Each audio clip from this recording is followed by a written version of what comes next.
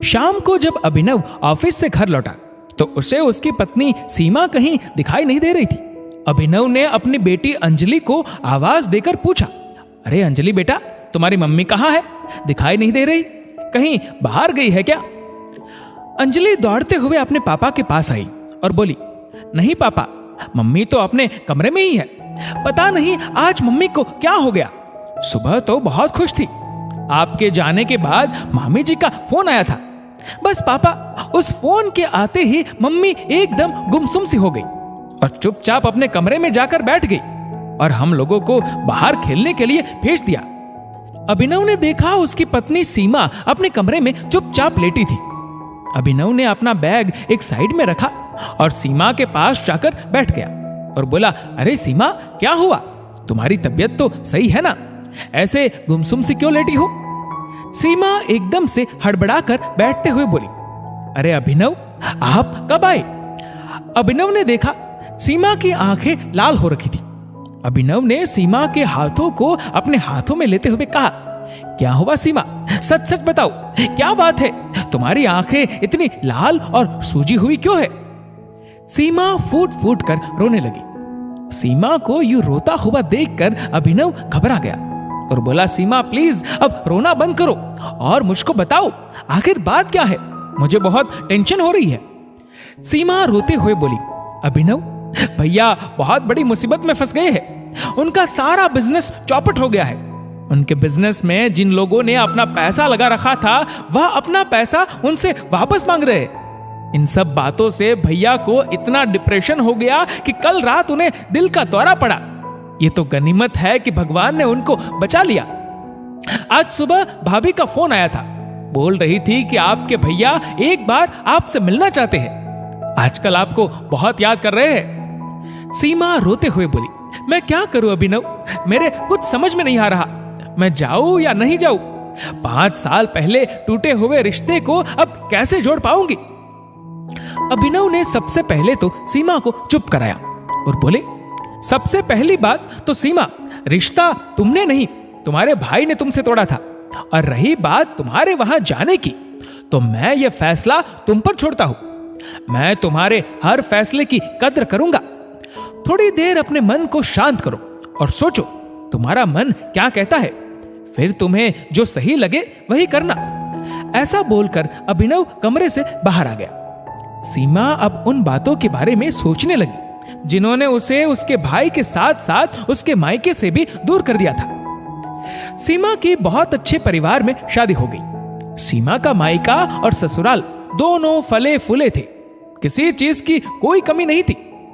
पर कहते हैं ना, वक्त हमेशा एक सा नहीं रहता। सीमा के पति का जमा जमाया फैमिली बिजनेस चौपट हो गया। घर की हालत बहुत खराब होती जा रही थी।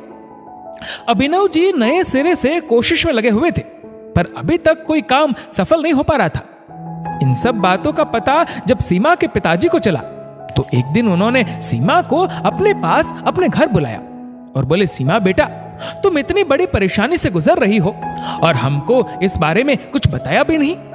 अरे तुम हमारी इकलौती बेटी हो, तुम्हारा हक है मेरी संपत्ति पर भी। तुम हक से अपना हक मांग सकती हो। बस अब मैं तुम्हें इतनी तकलीफ नहीं उठाने दूंगा। मैं अभी तुम्हें ये खाली चेक देता हूं, तुम जितना चाहो उतना पैसा ले सकती हो।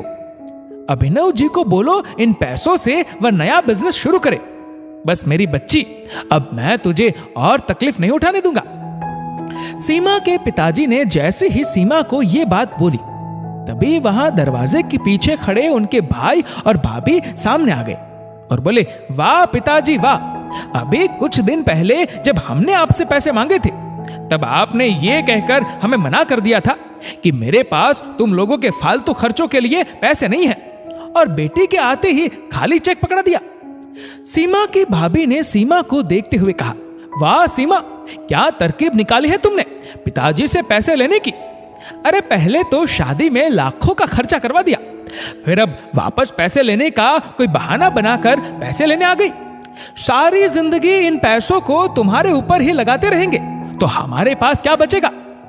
सीमा चुपचाप सब सुन रही थी। उसको कुछ समझ में नहीं आ रहा था कि ये क्या हो गया। सीमा के पिताजी जोर से बोले, बस करो तुम दोनों, मैं साफ साफ बोल रहा हूं, तुम दोनों के फालतू के बिजनेस आइडियाज के लिए मेरे पास एक फूटी कौड़ी भी नहीं है। तभी सीमा का भाई पिताजी को आंखें दिखाते हुए बोला, अगर आपने हमें पैसे नहीं दिए और सीमा को दिए तो समझ लेना आपके सिर्फ एक बेटी है, बेटा नहीं है। अगर अब संपत्ति पर किसी का हक है तो वो सिर्फ मेरा है। सीमा का इस संपत्ति पर कोई हक नहीं है।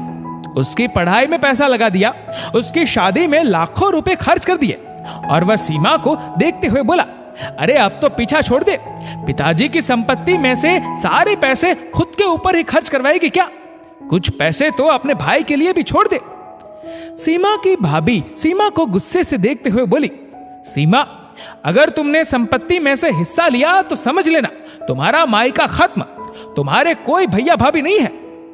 सीमा की आंखों से बस आंसू बहते जा रहे थे, जुबान चुप थी। सीमा सोच रही थी, वह तो बस पिताजी से सिर्फ और सिर्फ मिलने आई थी। उसको अभिनव जी पर पूरा विश्वास था और अभिनव जी खुद एक खुददार इंसान थे। वह अपने ससुराल से तो बिल्कुल भी मदद नहीं लेते। वो सब कुछ अपने दम पर करना चाहते थे और उनके इस फैसले में सीमा भी उनके साथ थी। पर यहां तो सब कुछ उल्टा हो गया था। तभी ऐन वक्त पर अभिनव जी वहां आ गए। वह सीमा को लेने आए थे। उन्होंने सारी बातें सुन ली थी। अभिनव जी ने सीमा का हाथ पकड़ा और उसके भाई से कहा, ये पत्नी है मेरी, थोड़ा तमीज से बात करो। और गुस्से से बोले, अरे कौन मांग रहा है तुम्हारी मदद?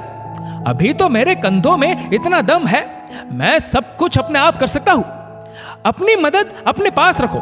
और ऐसा बोलकर सीमा का हाथ खींचते हुए बाहर की तरफ ले गए और बोले, दोबारा इस घर की दहलीज पर पैर मत रखना सीमा, क्योंकि ये सिर्फ पैसों पर टिकी है। प्यार की बुनियाद इसकी बहुत कमजोर है और आज वह टूट चुकी है।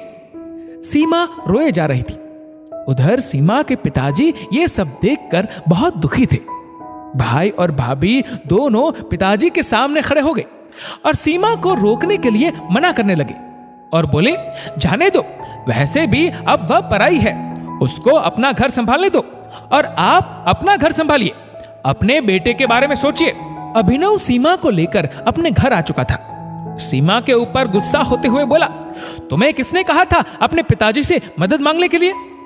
सीमा रोते हुए बोली, अभिनव प्लीज मुझे समझो, मुझे नहीं पता था इस बारे में कि पिताजी मुझे क्यों बुला रहे हैं।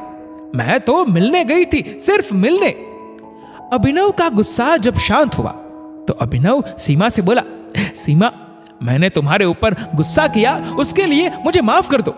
बस तुमसे एक बात कहना चाहूंगा, अगर तुम्हारे अंदर स्वाभिमान है अपना और अपने पति का, तो प्लीज उस घर में अब कभी मत जाना। इस बात को पूरे 5 साल बीत चुके हैं। इन 5 सालों में सीमा की अपने पिताजी से जरूर थोड़ी बहुत बातचीत होती थी, पर भैया और भाभी ने कभी गलती से भी इन 5 सालों में सीमा से बात करना तो दूर, उसको कभी राखी पर भी नहीं बुलाया। सीमा का दिल तो अंदर ही अंदर रोता था। पर आज सीमा को भाभी का फोन आया तो ये सब बातें फिर से सीमा के दिमाग में घूमने लगी। एक भाई निष्ठुर हो सकता है, पर एक बहन का दिल तो हमेशा अपने भाई की सलामती की दुआ मांगता रहता है। तभी कमरे में अभिनव आ गए और सीमा को चाय का कप देते हुए बोले, क्या फैसला लिया फिर सीमा तुमने? जाओगी क्या भाई से मिलने? सीमा के बहते हुए आंसुओं ने बता दिया, सीमा भाई से मिलने जाएगी। दूसरे दिन सीमा अभिनव के साथ जब हॉस्पिटल पहुंची तो देखा भैया आईसीयू में थे। अभी वह अच्छे से सही नहीं हुए थे। सीमा ने जब अपने भाई को ऐसी स्थिति में देखा तो अपने वर्षों के आंसुओं के सैलाब को समुद्र बनाकर बहा दिया। तभी सीमा की भाभी वहां पर आ गई। वो सीमा के गले लगकर रोने लगी और बोली, मुझे माफ कर दो सीमा, पता नहीं अक्ल पर कैसे पत्थर पड़ गए थे जो तुमको घर से बेइज्जत करके बेदखल कर दिया था। अरे उस दिन तुम रोती हुई उस दहलीज से क्या गई? तुम्हारे साथ ही सारा वैभव भी चला गया। हम धीरे धीरे कर्जे में डूबने लगे, पर फिर भी हमारा अभिमान कम नहीं हो रहा था। पर कल रात को तुम्हारे भैया के, ऐसा बोलते बोलते सीमा की भाभी रोने लगी। सीमा ने अपनी भाभी को चुप कराया।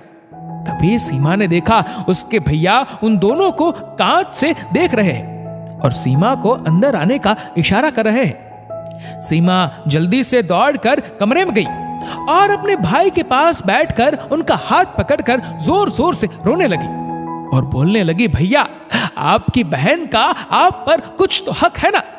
अरे संपत्ति का नहीं पर विपत्ति आदि करने का हक तो दे दो भैया। आप कितने दिनों से अंदर ही अंदर घुट रहे थे। अरे मुझसे तो बोलते, मैं आपकी कुछ मदद जरूर करती। आपकी बहन आपकी विपत्ति को सिर्फ आपकी नहीं अपनी भी मानती है।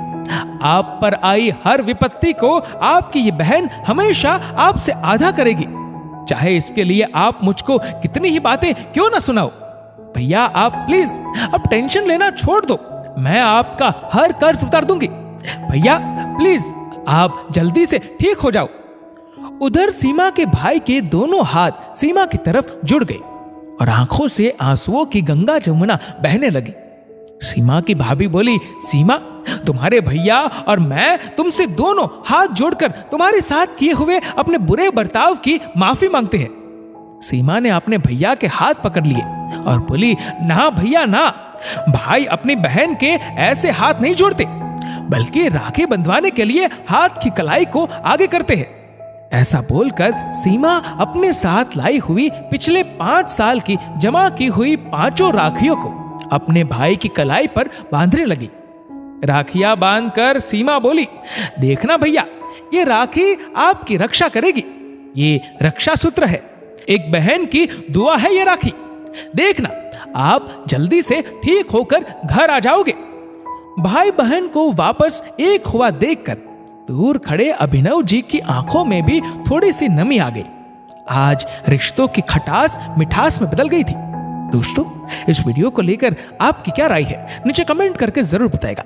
और अगर आपको वीडियो अच्छा लगा हो तो वीडियो को लाइक करेगा, शेयर करेगा ज्यादा से ज्यादा लोगों तक। और ऐसे ही और भी इंस्पिरेशनल वीडियोस के लिए सब्सक्राइब करें हमारे यूट्यूब चैनल को और फेसबुक पर फॉलो करें हमारे पेज को। धन्यवाद।